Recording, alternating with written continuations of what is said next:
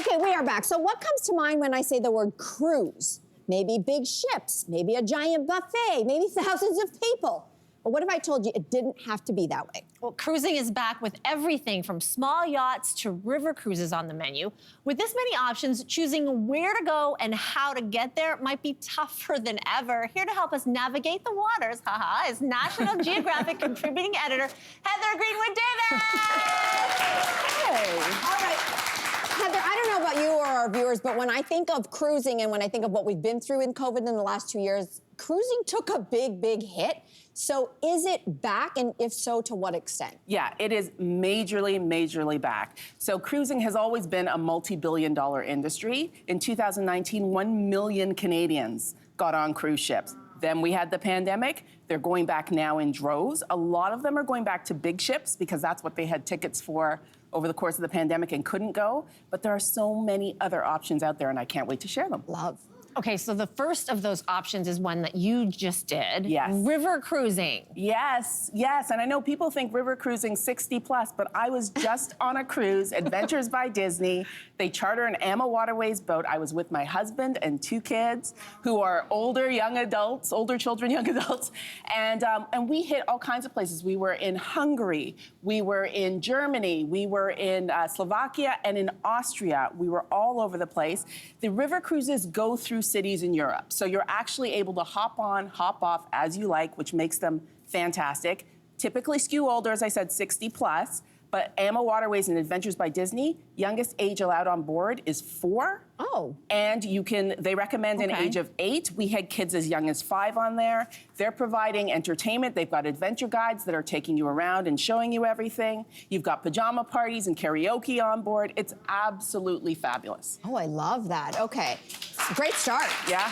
The next area you say of cruising that people should know about is expedition cruising. What is that? So expedition is a smaller boat again. Now we're talking about 500 people on your ship.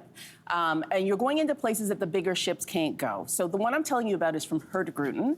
They actually do a pole-to-pole cruise. So they start at the North Pole and go down to the South Pole. It's just over 3 months to do that. Wow. I joined for the 10-day leg in the Caribbean. So you're on this boat. They are taking you into places, not Jamaica, not Barbados, not Bahamas, nothing like that. You are hitting Nicaragua, Panama, Belize, and actually interacting with the people there, learning a bit about Mayan history. It's absolutely fantastic. The ship itself is a hybrid ship.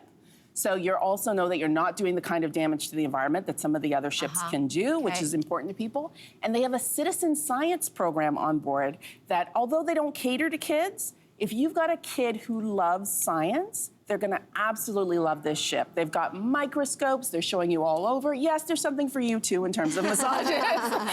But you've got all the space of a fantastic suite and all of these different lectures on board and lots of things to keep you busy. It's an absolutely incredible cruise. 3 months, that's amazing. Wow. Why not? Yeah. Heather, I haven't been on a cruise in over 20 years. I liked it, but here's the thing, I just don't associate cruising with action, activity.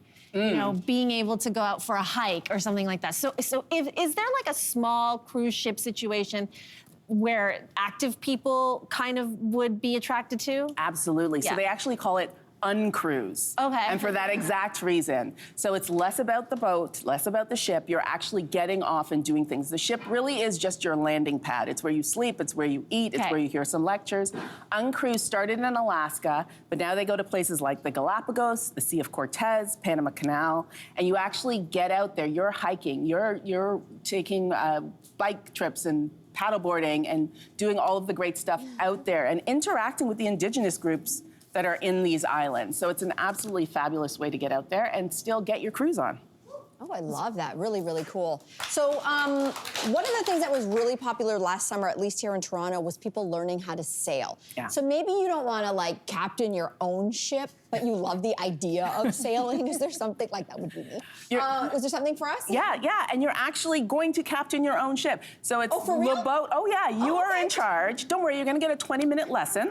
Set it up. But you set out and you do not need a license. Oh. But the boat actually takes you down small rivers and canals. You are gonna work those locks on your own. You're gonna work the ropes. You're gonna work the dock. Yes. You probably want 2 to 3 people on board to help with all of that. But honestly, I did it with my parents, My dad drove most of the way, and it was not as hard as you think it is. Okay. The other boaters are helpful. You get out there, and you're actually exploring on your own as you go down the river. You can actually do it in France, in Germany, in Belgium, and a whole bunch of places in Europe as well. So it's just a new way to explore. Interesting. Look, that seems amazing for some people, but for people like me who shouldn't be nowhere near navigational objects, is there something anything like smaller, maybe just for your partner to do or somebody else?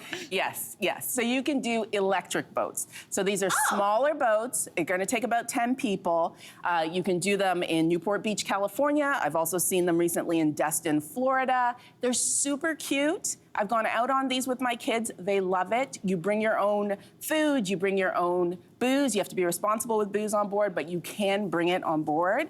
You are moving at 6 miles per hour. Are you driving? You are driving. Oh, okay. So you don't have to worry that you're going to lose control of this thing. You're going to be just fine. It's absolutely a More great my way to be speed. out there. Exactly. About $75 an hour, minimum 2 hours during the week, and about $150 on the weekend. And that was in California, so anything closer to home, anything Canadian cruising options for us? Yeah, there are so many cruising options around Canada people don't think of. So you can go up and do things like Adventure Canada has Arctic small ship cruising. You could go Thousand Islands has cruising. Oh, yeah. Toronto Harbor has cruising. Really, you just got to take a look for it. You're going to find all kinds of stuff. Oh my gosh, we wish we had time for more, but this was really interesting. I love the different options. So thank you, Heather. That was great. No problem. Hey there! Wasn't that great? Do you know where you can find some equally good content? Our YouTube page. It's filled with discussions, debates, and some laughs. Head there now, like and subscribe.